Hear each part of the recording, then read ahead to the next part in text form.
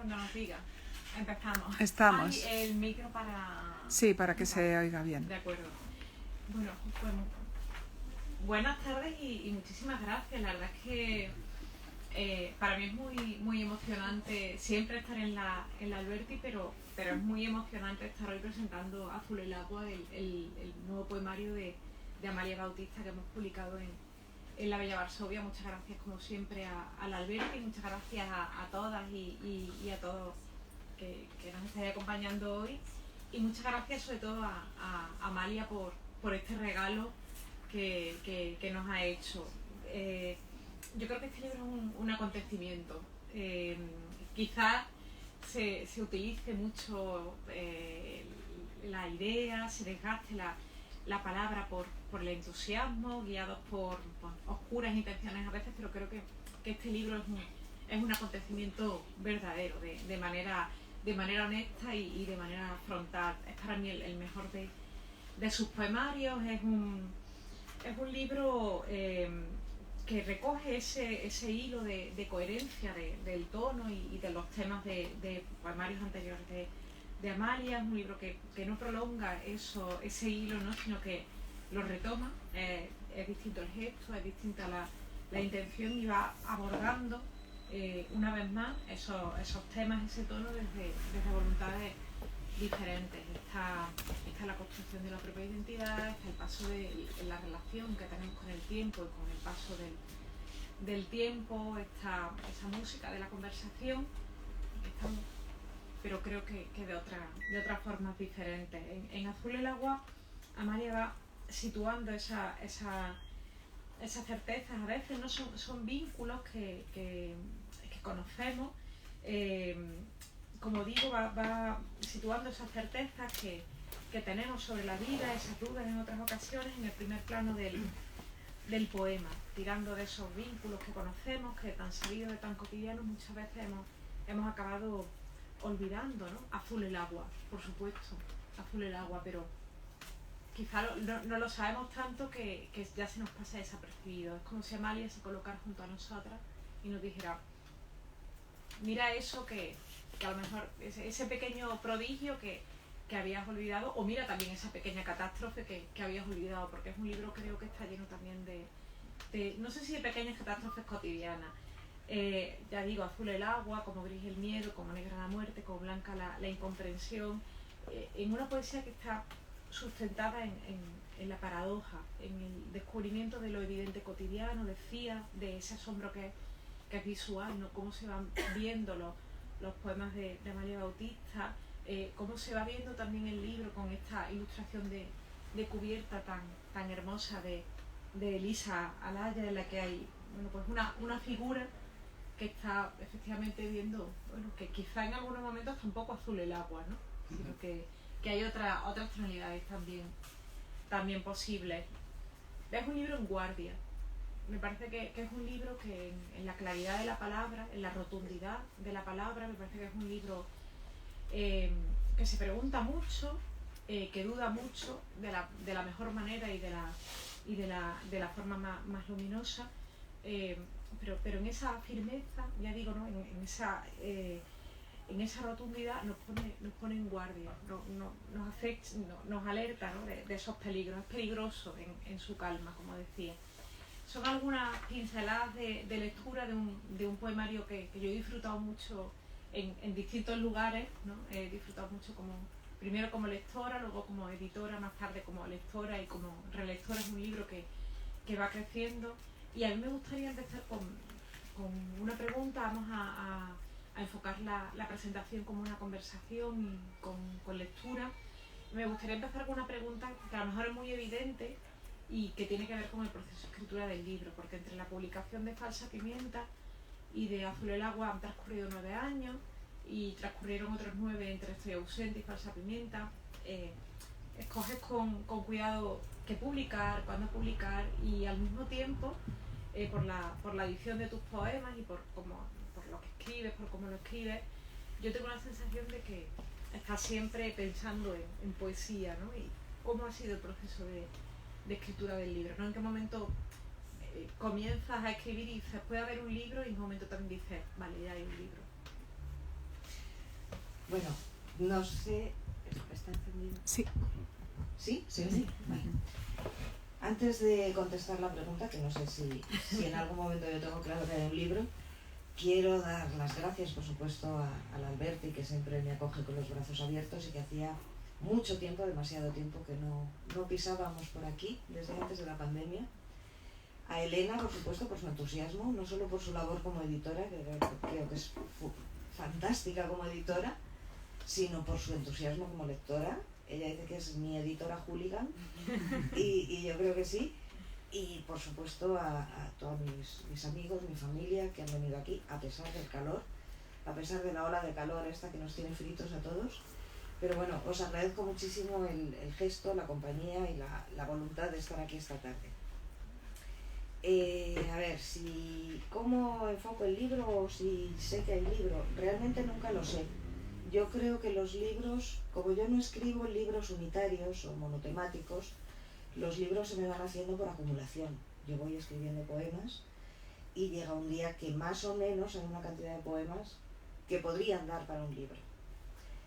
Este libro pues ha tenido quizá un proceso ligeramente distinto porque es desde el momento en que tú y yo nos comprometemos como editora y autora cuando yo le meto el acelerón al libro, cuando realmente empiezo a ver lo que vale la pena, lo que no. Ay, perdón, no he agradecido a Elisa la portada maravillosa. Yo le dije, haz lo que quieras más o menos, pero que no haya azul. No utilices el azul en la portada y me hizo esta maravilla. Así que muchas gracias, Elisa. Y bueno, sí, le metí el acelerón al libro, que fue un acelerón más de quitar que de poner.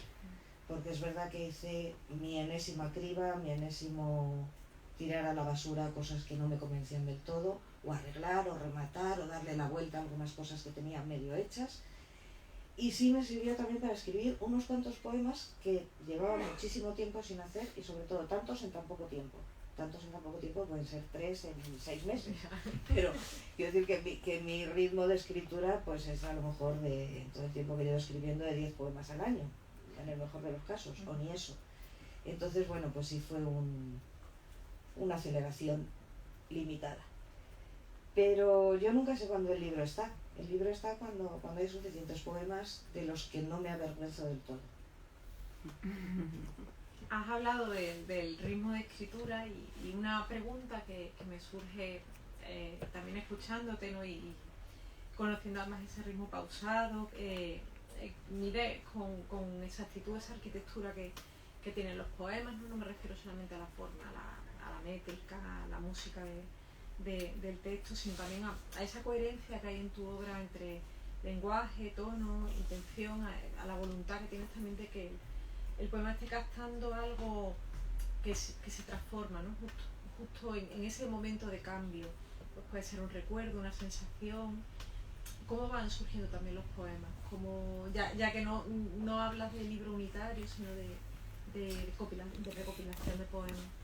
Pues la verdad es que yo creo que cada uno de maneras muy distintas, pero lo habitual en mí es que los temas o la sensación que al final acaba convirtiéndose en un poema me acompaña muchísimo tiempo, hasta que sí se convierte en un poema, entonces ya sale y lo escribo. Y justo también en este libro pues hay por lo menos un caso de poema que salió así como en 3 minutos y yo dije, bueno, esto no me pasa nunca, pero bueno. En este libro hay concretamente un poema, el que da el título, o de donde sale el título del libro, que lleva conmigo más de medio siglo, desde mucho antes de que yo pensara que alguna vez iba a escribir poemas, ¿no? Pero desde que tuve conciencia de aquello, yo sabía que aquello alguna vez iba a ser un poema. Y ha tenido que pasar todo este tiempo para que lo sea. O sea que no sé, no tengo una respuesta uniforme de cómo trabajar cada poema que sale. No sé si prefieres leer quizá los poemas como bloque final o ir entrelazando la lectura, porque a lo mejor no sé si en algún momento quieres leerlo. Si queréis vamos leyendo y a lo mejor así... Quizá podemos ir haciendo como un picoteillo. Un picoteillo. Y si queréis empezamos por el de... Sí, por eso... Bueno, el libro se llama Azul el agua porque es algo que se dice en este poema, pero el poema se titula simplemente Agua. Teníamos 6 años y ella se iba a morir. Le pregunté a mi madre por qué, si era una niña. La sangre se le está volviendo agua. Y yo pensé en las venas azules de sus sienes, azules como el mar, como los ríos, la lluvia y las piscinas. Siempre pintábamos azul el agua. Ella era delicada, blanca, rubia. Tenía 2 hermanos menores y una madre muy alta y muy embarazada. Ella fue mi primera idea de la muerte. La sangre de las venas se convertía en agua. Por eso ella tenía las venas de las sienes tan azules.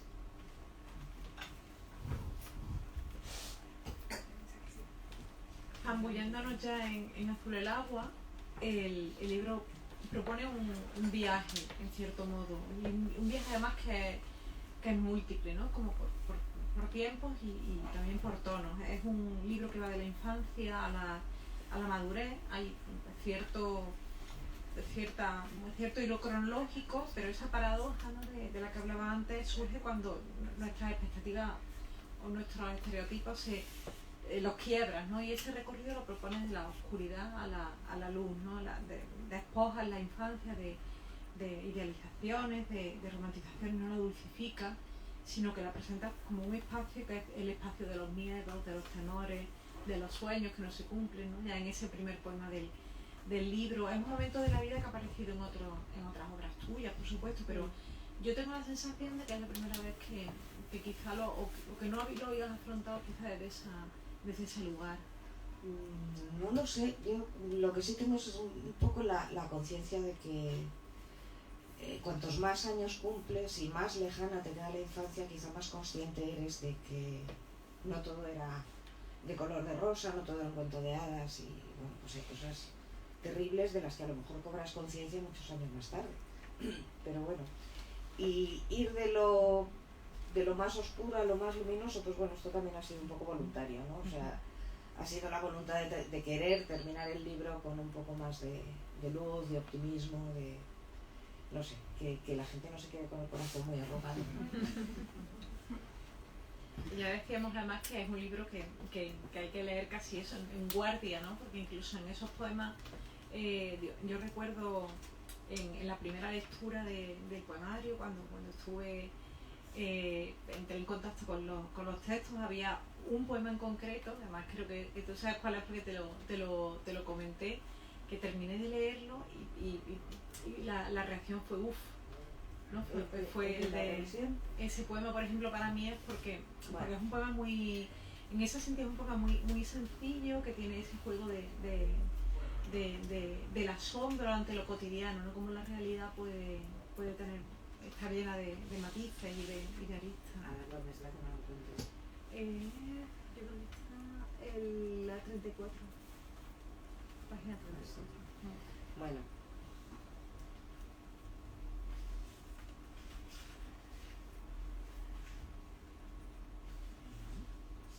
¿No? Oh, Dios. 33, vale. 33. No. Creíamos que era una rata, ¿no? No la hay. Bueno, sí, lo voy a leer porque hemos hablado indirectamente de este poema porque es ese que salió en 3 minutos. No era un poema que yo tenía previsto, ni pensado, ni un tema al que yo le hubiera dado vueltas antes. Pero me tocó ir a la revisión ginecológica, como a todas nos toca de vez en cuando, y al volver a casa, pues este poema salió así como de un disparo. Revisión ginecológica. Embarazos, 2. Partos, 2. Vivos, 2. Pienso de golpe en las que deben dar respuestas menos uniformes y humildemente doy las gracias. Un poema en el que la realidad es... Bueno, es que me parece que son preguntas que nos hacen muchas veces y a las que quizás no damos importancia al contestar, ¿no? Pero de repente se me pasó por la cabeza pues que debe haber mujeres que tienen que dar respuestas terribles a eso, o bueno, o que para algunas sean terribles y dolorosas, ¿no? Y yo no había caído hasta en la revisión ginecológica de este año, no la de todos los años anteriores. Enlazando con este poema y saltando de otras cuestiones quizá para volver a ellas en un tiempo, en un momento, Es verdad que en tu poesía hay una relación muy fuerte con la realidad, ¿no? Como si rompiera en la escritura, como si guiara la escritura y la marcara, ¿no? No me refiero a no solo, ¿no?, a la escritura más clara, la voluntad figurativa, no solamente, ¿no?, sino esa aspiración de captar lo que está sucediendo, más incluso que contar lo que está sucediendo. Y en el libro hay una beta, que a lo mejor yo no la llamaría política, tú me dices si estaba o no de acuerdo, pero la que creo que sí que hay una voluntad de pensar acerca del presente, de lo que está sucediendo, sobre todo en el segundo bloque, ¿no? Por ejemplo, en Rejas o en un poema que se titula Fauce. Yo creo que eso sí que puede ser algo que quizá no estaba en libros anteriores. Puede ser, no sé si política, pero sí quizá social. Sí. Sí, quizá poesía social, que con esta etiqueta que nos han contado a veces, pues yo a lo mejor no había entrado en ella, al menos de una forma muy consciente, ¿no? Y sí es verdad que en este libro hay algunos poemas que sí se alimentan más de la realidad inmediata, del entorno actual, de las noticias, de lo que nos rodea. Y bueno, sí puede haber algún poema con un tinte social. El poemario hemos hablado de ese tramo primero de la infancia, sobre todo, de ese segundo bloque. El poemario tiene 3 partes: tendrá la muerte y no tendrá tus ojos, el sol sale para todos, y la última, y que no quede un clavo donde colgar las dudas.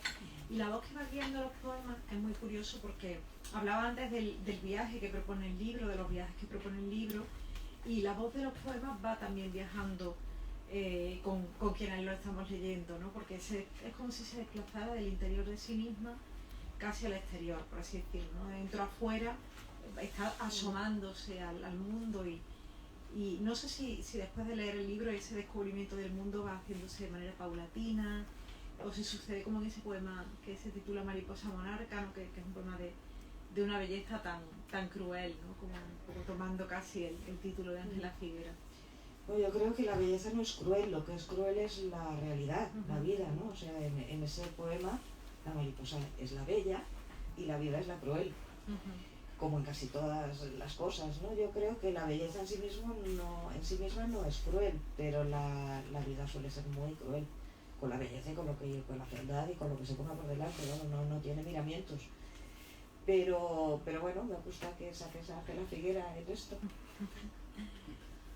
Hay otra cuestión que apuntala sobre todo ese primer bloque, que es el paso del tiempo, y es un tramo inicial que es muy curioso porque casi resume la vida. Se abre con unos primeros pasos en ese poema de inicio del libro, que es una hermosura. Se cierra con el poema que has leído antes, con Agua, que es un poema en el que está la casi primera conciencia de la muerte, desde el comienzo hasta el final de la vida, ¿no? Y me llama la atención algo que sucede en este libro, que es que los poemas no es tanto que no se cierran, sino que en los versos finales se abren a nuestras experiencias, a nuestras opiniones, como si al leer yo pensaba casi en un gesto en el que tiendes la mano a quien está leyendo. Sí, quizá eso también es una característica de este libro respecto a otros míos anteriores. Yo antes cerraba mucho y muy contundentemente los poemas, tenían cierres como inalterables, y últimamente pues he estado haciendo una poesía más ambigua muchas veces, más abierta, menos rígida, y sí, porque yo creo que nada es totalmente blanco o negro, y siempre hay que dejar que el que lo lee en ese momento, que es el que acaba el poema, le ponga el tono de gris que prefiera, ¿no? Hay un tema, hablábamos de esos puntos nuevos que puede haber en el libro con respecto a obras anteriores, y hay un tema que yo creo que es tuyo, ya es marca de la casa autista, que es la identidad, ¿no? Cómo nos estamos construyendo en relación a las demás personas, cómo nos presentamos ante el mundo, incluso también cómo el mundo nos representa. Y pienso en un poema como Canto de las Espigas, que no es un poema que construido tanto en primera persona, pero que sí que habla de esa imagen que el mundo construye para, bueno, pues quizá muchas veces para acotarnos. Y es un pensamiento, eso no habitual en tu poesía, pero tengo la sensación una vez más de que el libro lo presenta de otro modo, como si lo tomara y le diera la vuelta. Bueno, ese poema también podría ser de los sociales. Quizá sí entraría también en esa beta. Yo creo que deberíamos ir leyendo más poemas porque estamos hablando de yo poemas animo, que la gente no conoce. Tenemos por ahí Mariposa Monarca, tenemos Canto de las Espigas. Vamos a empezar por el primero, ¿no? Vamos a empezar por el primero. Si quieres abrimos lectura incluso, y si quieres incluso abrimos la lectura. O no, tú puedes no, porque yo si en algún momento me surge te pregunto, pero si quieres me da un poco de pena estar hablando de poemas que la gente no conoce todavía. A leer se ha dicho. Y a lo mejor se piensan un poco más, ¿no? Bueno, el primer poema del libro se titula Las zapatillas mágicas. Las más pequeñas que fabriquen, para un pie de 2 años. Eran rosas, de raso, la punta chata y dura, con cintas que se ataban a mis pequeñas piernas. Me las compró mi abuelo porque yo caminaba de puntillas, por si llegaba a ser una figura de la danza. Aquel futuro tampoco se cumplió.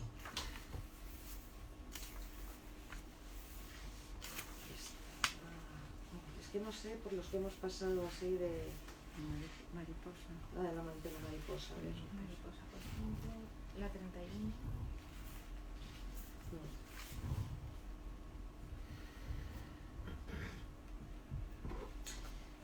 Mariposa monarca. Las mariposas monarcas son estas que hacen unas migraciones larguísimas todos los años y pasan por México y son millones y millones de ejemplares y recorren miles de kilómetros, y las que llegan al destino son algo así como las bisnietas de las que emprendieron el viaje. Es una cosa muy impresionante y normalmente, si uno tiene la suerte de verlas, ve toda la manada, todo el vuelo conjunto de las mariposas que tiñen de repente el cielo de naranja, ¿no? Pero es un poco más excepcional ver a una sola, y esto es lo que me pasó a mí. Mariposa monarca.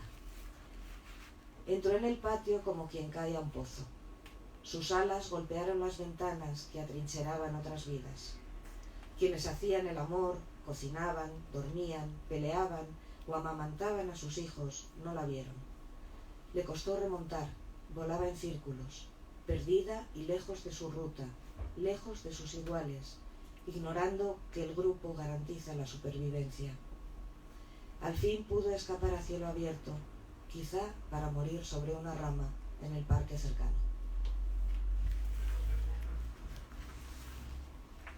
Y no sé si había por aquí alguno más que hayamos... ¿Tienes Canto de las Espigas, por ejemplo? Canto de las Espigas.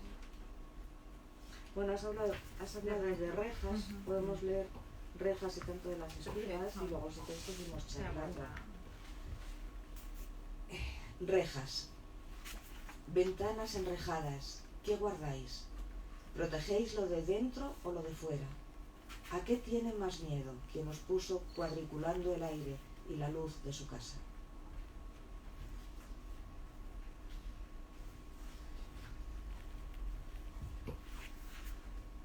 Y Canto de las Espigas.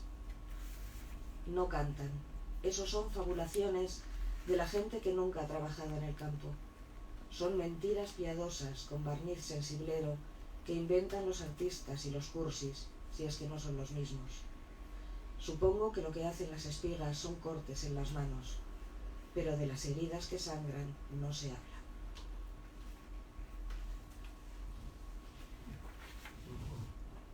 ¿Quieres leer alguna más? O No, si quieres no, incluso sí. leer ya. Vale. ¿Qué le O no sé si quieres leer quizá alguno de la tercera parte, que hemos hablado del bloque más luminoso. Aunque ahora te pregunto por la tercera parte, pero... Bueno, pues entonces habla de la tercera parte y luego Genial. de los más luminosos. Pues yo tengo un par de preguntas nada más. Aunque sí que es cierto que el libro me despierta mucha... creo que es un libro que ya digo, ¿no? Que está muy abierto y que te permite entrar en él, ¿no?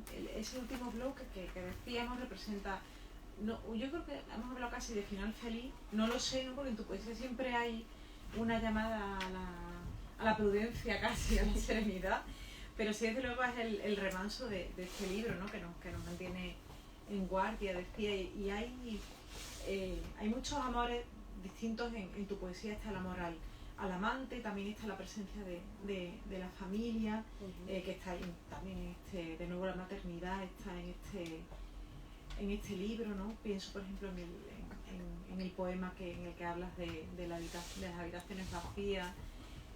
También está el amor por la poesía y el amor por las posibilidades de las palabras. Y en una escritura como la tuya, que es tan agridulce, esos amores representan, yo creo, que el espacio del entusiasmo, ¿no? El espacio de la parte, no sé si la parte dulce, pero sí luego la parte más celebratoria. Te quería preguntar un poco por los amores que asoman por azul el agua, que es un libro, ya digo, ¿no? que hace ese recorrido de lo oscuro a lo luminoso. Bueno, yo creo que esos amores los has dicho tú muy bien. El amante, la familia, las hijas, los amigos, los recuerdos de los afectos de la infancia, que siguen siendo amores al fin y al cabo. No sé si tanto la poesía o la palabra, ¿eh? Yo soy muy poco metapoética en esto y le tengo muy poco respeto a la literatura como tal, como para amarla. La literatura supongo que la utilizo como ella me utiliza a mí, pero tanto como que sea uno de mis amores es considerarla demasiado. Y bueno, pues no sé, quiero decir, el entusiasmo está muy bien también porque a veces es todo tan negro y tan desastroso y tan deprimente y tan angustioso que más vale tener algún motivo de entusiasmo, aunque sea un rato. Entonces hay que agarrarse a esas cosas con uñas y dientes, hay que defender el entusiasmo y las ganas de entusiasmarse también, ¿no? Tener un poco la voluntad de entusiasmarse, aunque sea un poco y aunque sea solo a veces, pero cuando se dan las circunstancias, cuando a una le ha salido bien y ese entusiasmo recibe una respuesta positiva, pues la verdad es que vale la pena, ¿no? Y hay que luchar por ello. Decías el poema de Eco, claro, me gusta. Que este no es que tenga mucho entusiasmo, pero bueno. No, bueno, no es pero ciertamente es un poema que debo decir que me sorprendió escribir. Nunca pensé que iba a escribir este poema, ni siquiera otro poema sobre este tema. Pero bueno, estas cosas que a veces salen. Se titula Eco. Busco el término en Google, en la RAE y hasta en la Wikipedia. Leo definiciones, citas, artículos científicos, leyendas mitológicas, frases hechas. Nada que dé sentido a esto. Nada que me lo explique o que tenga que ver con lo que siento. Nada que se parezca a lo que ocurre en las habitaciones de las hijas cuando se van de casa.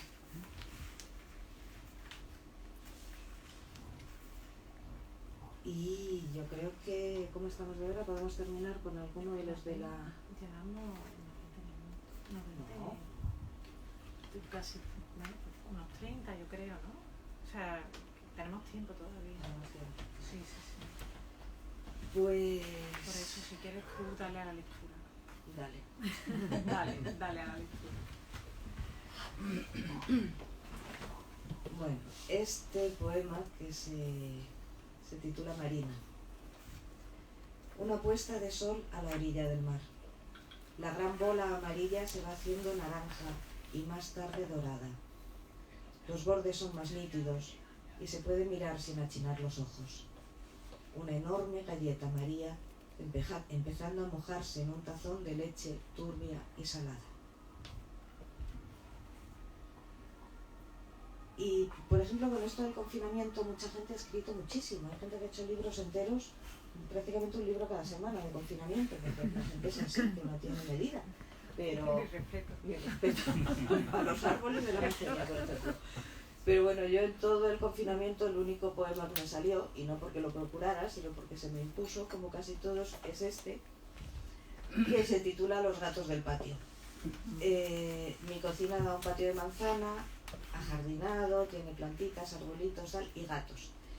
En esa terracita, tendederos, donde yo salgo a fumar, y claro, en el confinamiento todos mis cigarros eran ahí, ninguno era en la calle, ni en la puerta del trabajo, ni en el coche, no, todos eran ahí. Entonces miraba a los gatos más veces.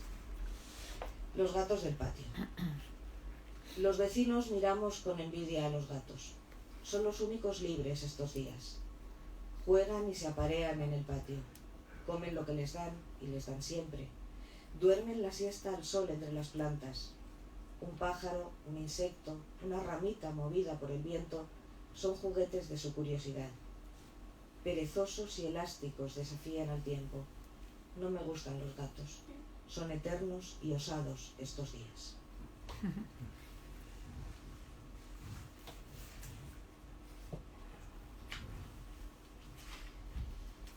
Y bueno, hablabas de este. Hablaba antes también Elena de este poema que se llama Fauces y que sí, quizá tenga un tono más social, más actual, quizá también más protestón, digamos. Cachorros neonazis con un dogo argentino. Lo llevan con correa de castigo. Le hablan bronco, palabras monosílabas, órdenes contundentes y escuetas amenazas. Un chico caribeño, más negro que mestizo, tatuaje, pendiente, músculos de gimnasio, quizá el rey de su barrio y de la discoteca, avanza por la calle sin verlos todavía. En la esquina se cruzan, sus miradas se cruzan. Se cruza el desafío hiriente y mudo. Odio y rabia se cruzan. También se cruza el miedo. El perro espera una palabra, un gruñido más bien. La orden no se pronuncia. El chico negro cambia su camino, atraviesa la calle, da un rodeo y varía su ruta. Se aleja de las fauces. Una vez más se aleja de las fauces. No es más débil quien cambia su camino.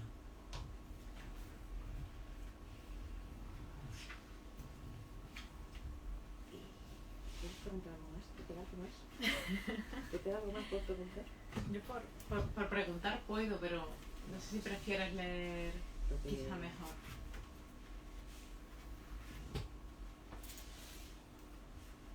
Del bloque final y de poquito. Por eso, no voy a... Sí.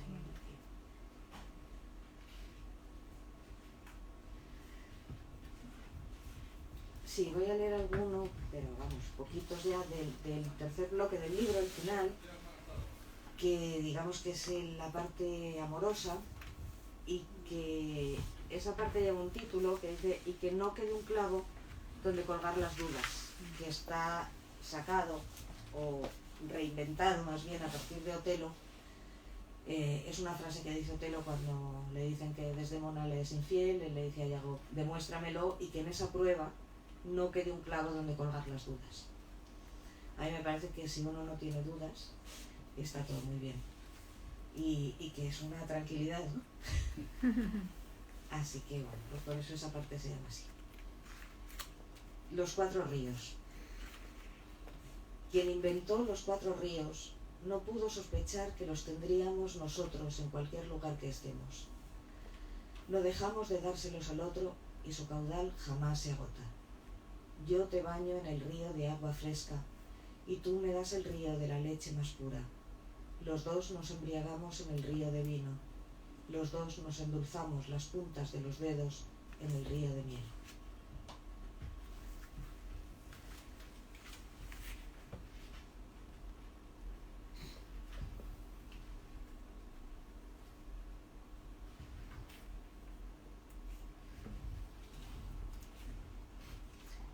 Al fondo del espejo.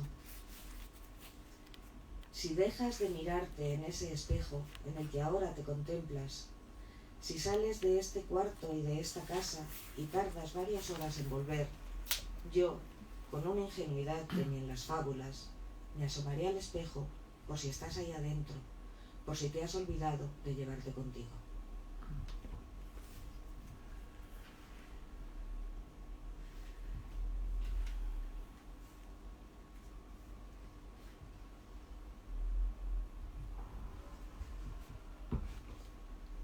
Sursum corda. A veces es muy fuerte la tentación, las ganas de abandonarlo todo, de dejarse, que ya no son edades, ya no es tiempo, que ya está todo hecho, muy mal hecho.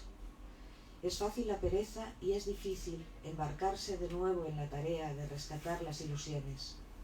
Pero tú, corazón, sigue latiendo mientras te deje el mundo. Hoy es el día, hoy es el primer día. y ya nunca seremos más jóvenes que ahora. Eso es terrible cuando uno lo piensa, pero es así.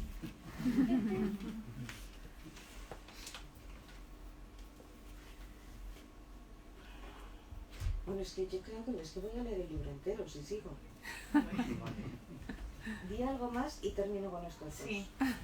¿Te parece? Me parece. Y pues mira, además tiene que ver con esos poemas porque en ese viaje que propone el libro es curioso cómo vas tratando los lugares, porque comienza desde los lugares que son al final los espacios íntimos, la casa, las casas propias y las casas ajenas, etcétera, hasta desembocar en los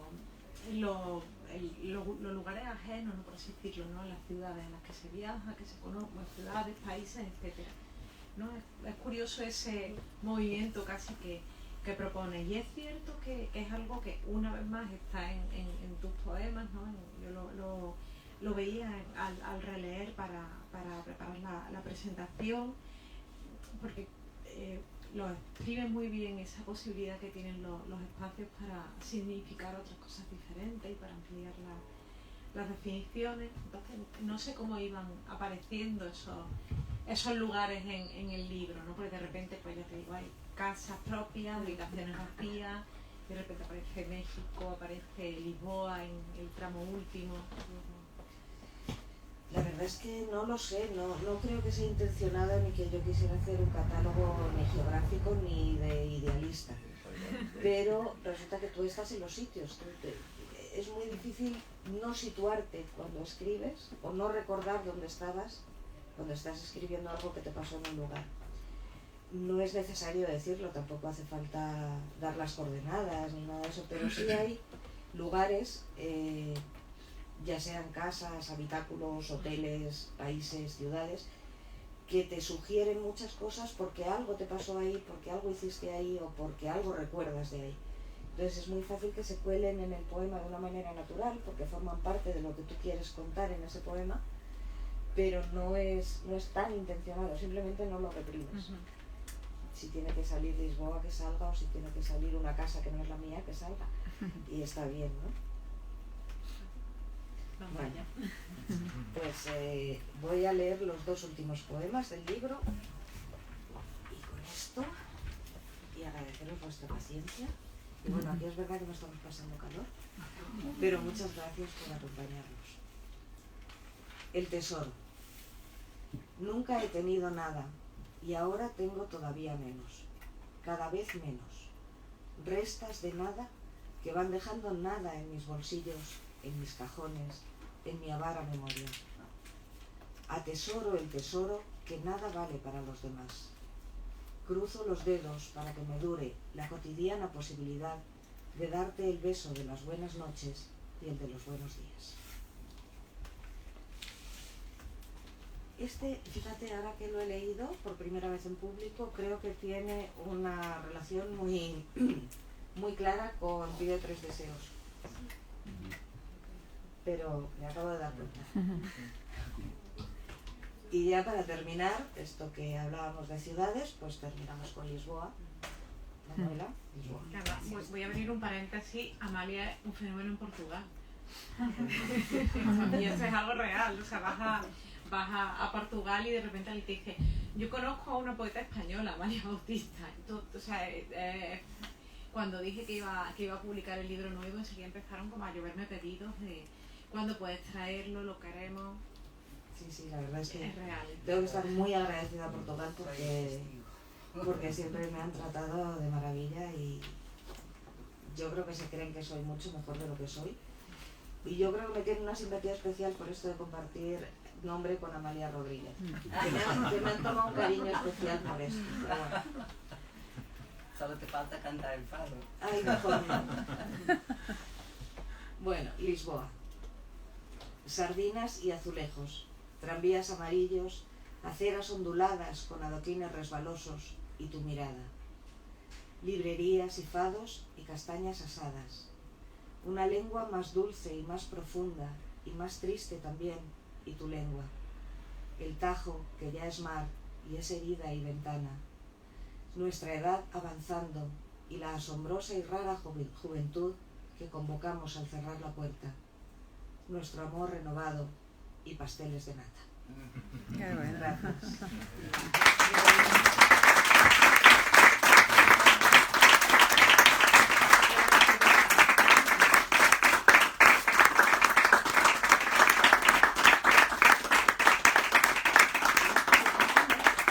Yo, claro, quería daros las gracias a las dos, Amalia, Elena, y estaba pensando ahora mismo, bueno, llevo todo el rato pensándolo, ¿no? Cuando ha empezado a hablar Elena Medel sobre la emoción de esta tarde, aquí en la librería Alberti, en este ambiente desértico que tenemos fuera, ¿no?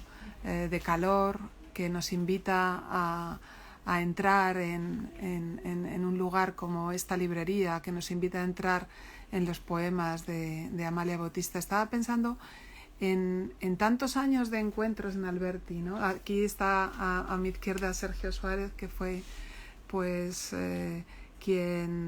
con quien empezamos dados la mano, ¿no? En el 2002, en febrero del 2002, y este año lo hemos recordado muchas veces y hemos hablado muchas veces de ese momento y claro, han pasado creo que 18 años desde la primera vez que tú viniste aquí a la librería, porque debió ser el año 2003, 2004, o sea, casi 20 años también, y Elena Medel pues también, porque también vino por primera vez, bueno, es muy joven aún, pero todavía más joven entonces, ¿no? Con su primer bikini y pensaba en la emoción, en la sorpresa, en el milagro, en esa reflexión que se hace esa mujer cuando vuelve después de su revisión ginecológica y dice, las dos vivas. Y aquí estamos todos, estamos vivos, estamos alrededor de una obra hermosa como es la de Amalia Bautista y alrededor de una editorial hermosa como es La Bella Varsovia, ¿no? Con esta imagen tan bonita que ha hecho Elisa para la portada. Así que no tenemos nada más que motivos que para estar contentos y para celebrar que esto siga, que los encuentros en Alberti sigan, que la poesía siga y que estemos aquí, protegidos del calor y del frío y de todo. Pondremos todo de nuestra parte. Tienes que escribir más, exactamente.